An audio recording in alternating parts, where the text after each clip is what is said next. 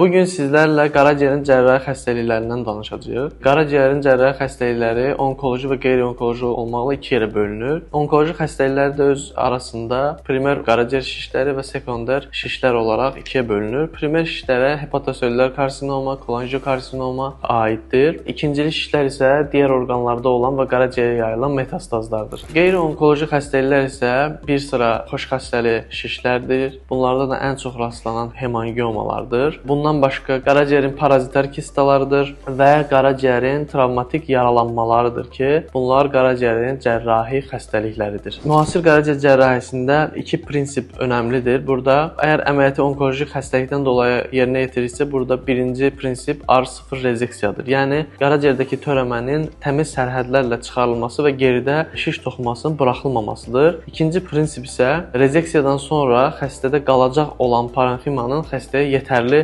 olmasıdır. Bu iki prinsip bizim üçün önəmlidir. Son olaraq qaraciyər cərrahisində əsas məqsəd maksimal onkolojik effektivliklə minimal funksional itkini əldə etməkdir.